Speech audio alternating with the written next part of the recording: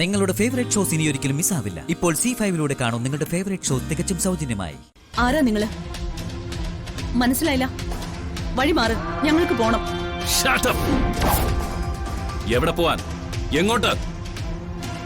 തൃപ്പങ്ങോട്ട് വീട് വിട്ട് നാട് വിട്ട് ഒളിച്ചു കളിച്ചാൽ നിന്നെയൊന്നും ഞാൻ കണ്ടുപിടിക്കില്ല എന്ന് കരുതിയല്ലേ? തൃപ്പങ്ങോട്ടെ മൂലസ്ഥാനത്ത് നേർച്ച നടത്താൻ വന്നപ്പോഴേ അത് നീയാണെന്ന് ഞാൻ മനസ്സിലാക്കിയതാ.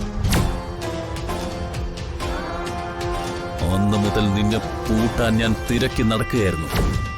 ഇന്ന് അത് സാധ്യമായത്. ആരുടെ കാര്യം നിങ്ങൾ ഈ പറയുന്നത്? എനിക്കൊന്നും മനസ്സിലാവുന്നില്ല. നിന്റെ കാര്യമാണ് ഞാൻ പറയുന്നത്.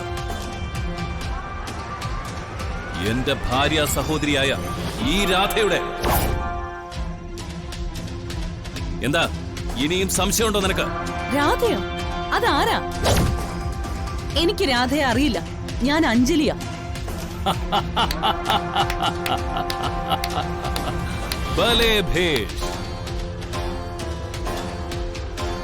നീ രാധയല്ലെന്നും അഞ്ജലിയാണെന്നും പറഞ്ഞ ഞാനതങ്ങ് വിശ്വസിക്കുമെന്ന് നീ കരുതിയോ? വിശ്വസിക്കുമായിരുന്നു. പക്ഷെ നിന്റെ മുഖത്തുണ്ട് നീ രാധയാണെന്നുള്ള സത്യം. തൃപ്പങ്ങോട് സുഭദ്രയുടെ ആ മുഖശ്രീ ഉണ്ടല്ലോ, അതങ്ങനെയൊന്നും തൂത്ത് കളയാനാവില്ല. നീ വളർന്നപ്പോ നിനക്കത് കിട്ടി. നീ രാധ, ഇത് ദർശന, ഇത് സൗഭാഗ്യ. പഴയ പേരുകളാ, വർഷങ്ങൾക്ക് മുമ്പുള്ള പേരുകൾ. അല്ല അല്ല അല്ല, നിങ്ങൾ എന്തൊക്കെയോ പിച്ചും പേയും പറയാ. ഞാൻ അഞ്ജലി, ഇത് ആരതിയും ആര്യയും. മാന്യമായി തൊഴിലെടുത്ത് ജീവിക്കുന്ന പെൺകുട്ടികളാണ് ഞങ്ങള്. നിങ്ങൾ വെറുതെ ആളുകളെ തെറ്റിദ്ധരിച്ചതാ. ആ ശരി, നിന്നോടൊക്കെ തർക്കിക്കുന്നത് എനിക്ക് ടൈം വേസ്റ്റാ. നീ രാധയോ അഞ്ജലിയോ വേറെ ആരും ആയിക്കോ, ഐ ആം നോട്ട് ഇൻട്രസ്റ്റഡ്. എനിക്കാവശ്യം എന്റെ സ്വന്തം രക്തത്തെയാ, സ്വന്തം മകനെ. ഞാനിവനെ കൊണ്ടുപോകും. വാ. പറയുന്നത് കേൾക്ക്. പോലീസിനെ വിളിക്കും.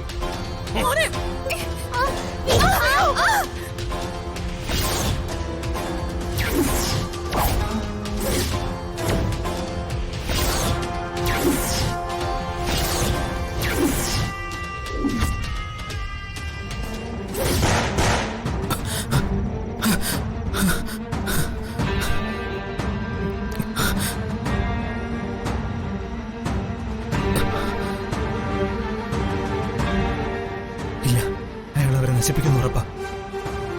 നഗരത്തിലുള്ള മേഘനാഥൻ ഏത് നിമിഷവും രാധയെ കണ്ടെത്തും. അതിനു മുമ്പ് അവരെ കോടതിയിൽ എത്തിച്ചേ തീരൂ. രാധയെ കൊണ്ട് സ്വന്തം വ്യക്തിത്വം സമ്മതിപ്പിച്ചേ തീരൂ. അതിന് ഏത് വഴിയും സ്വീകരിക്കാം, ഏത് വഴിയും. അതെന്റെ ഉത്തരവാദിത്വം, കർത്തവ്യമാണ്. ഞാനത് ചെയ്യും, ചെയ്തേ പറ്റൂ.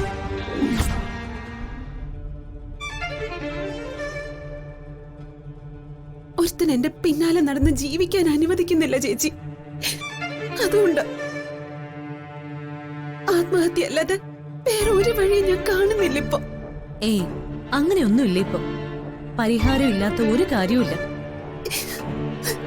മാത്രമല്ല, ഒരു ആത്മഹത്യ ഒന്നിനൊരു പരിഹാരവും അല്ല. നിനക്കെന്നെ വിശ്വാസം ഉണ്ടെങ്കിൽ എന്നോട് കാര്യം എന്താണെന്ന് പറ.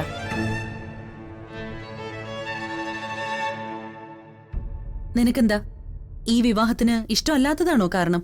അല്ലല്ല, എനിക്ക് ഈ വിവാഹത്തിന് 100 വട്ടം സമ്മത. ഇഷ്ടമാ. My fiancee is a very good man. പിന്നെ പിന്നെ എന്തിനാ ഈ സമയത്ത് ഇങ്ങനെ ഒരു സാഹസം? അതാ എനിക്ക് മനസ്സിലാവാത്തത്. അത് പറയാൻ ഒരുപാടുണ്ട് ചേച്ചി. It's a very long story. പറഞ്ഞാലല്ലേ അതിനെന്തെങ്കിലും പരിഹാരം ഉണ്ടോന്ന് നോക്കാൻ പറ്റൂ. എന്നോട് പറ, എല്ലാം തുറന്നു പറ. നമുക്ക് നോക്കാം എന്തെങ്കിലും പരിഹാരം ഉണ്ടോന്ന്. പറയാം.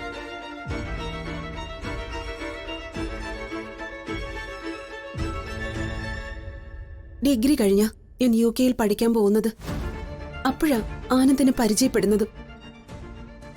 ആദ്യം തമ്മിൽ നല്ല സൗഹൃദമായിരുന്നു.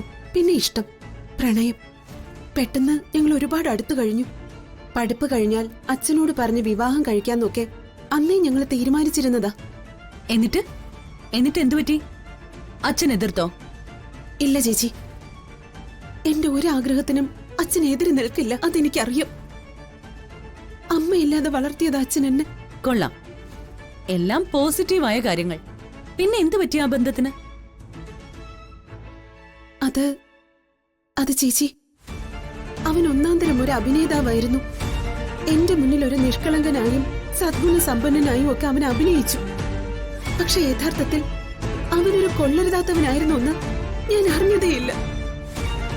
ഒരേ സമയം എന്നെ പോലെ പല കാമുകിമാരും അവനുണ്ടായിരുന്നു. പിന്നെ മദ്യപാനവും മയക്കുമരുന്നും ചൂതുകളിയും കൊട്ടേഷൻ എടുക്കലും. He was a real troublemaker, a bad guy. ഞാനത് തിരിച്ചറിഞ്ഞത് വളരെ വൈകിയ. ശരി ശരി ശരി ശരി, ഇതൊക്കെ ഒരു പെൺകുട്ടിക്ക് തന്റെ കാമുകനെ തള്ളിക്കളയാൻ പോകുന്ന മതിയായ കാരണങ്ങൾ തന്നെയാ.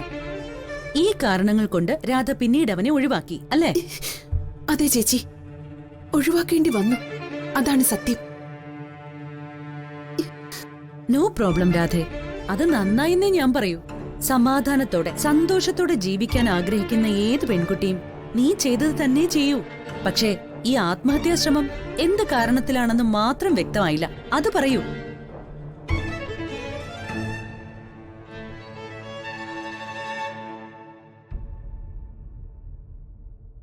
ഇപ്പൊ അവൻ എന്നെ വല്ലാതെ പ്രഷർ ചെയ്യുന്നു ചേച്ചി.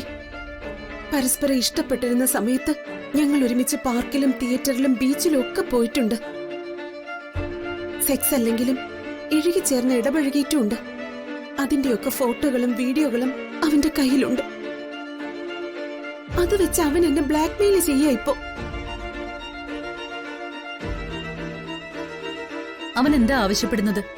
അടുപ്പമുണ്ടായിരുന്ന കാലത്തൊക്കെ ഞാൻ അവന് ഒരുപാട് പണം കൊടുത്തിട്ടുണ്ട്. അവനുമായി യോജിച്ചു പോകാൻ കഴിയില്ലെന്ന് ഞാൻ തുറന്നു പറഞ്ഞപ്പോ അവൻ വലിയൊരു തുക ആവശ്യപ്പെട്ടു, ലൈക്ക് എ കോമ്പൻസേഷൻ. എന്നിട്ട് അച്ഛനോട് ചില നുണകൾ പറഞ്ഞ് ആദ്യമൊക്കെ പണം ഉണ്ടാക്കി ഞാൻ അവന് കൊടുത്തിരുന്നു. പക്ഷെ ഇപ്പോ അതിന് ബുദ്ധിമുട്ട്. അതോടെ അവൻ തന്റെ എക്സ്ട്രീം ലെവലിലേക്ക് മാറിക്കഴിഞ്ഞു. ഇപ്പൊ പണം കൂടാതെ അവൻ നിന്റെ ശരീരവും ചോദിക്കുന്നു. എന്താ, ശരിയല്ലേ? അതെ ചേച്ചി, വിവാഹത്തിന് മുൻപ് അവൻ പറയുന്ന സ്ഥലത്തെത്തി അവനോടൊപ്പം കഴിയണമെന്ന് അവന്റെ ആവശ്യം. ഒപ്പം 2 കോടി രൂപ ക്യാഷും. ഞാൻ അതിനൊന്നും തയ്യാറല്ലെങ്കിൽ സോഷ്യൽ മീഡിയയിലൂടെയൊക്കെ എന്റെ വീഡിയോ പുറത്തു വിടുമെന്ന ഭീഷണി. അങ്ങനെ എന്തെങ്കിലും ഉണ്ടായ എന്റെ അച്ഛൻ എന്തുമാത്രം അപമാനം ഉണ്ടാവുമെന്ന് ആലോചിച്ചു നോക്ക്. സ്വസ്ഥമായി പിന്നെ എനിക്ക് ജീവിക്കാനാവോ? അതൊക്കെ വിചാരിച്ചിട്ടാ ചേച്ചി ഞാൻ.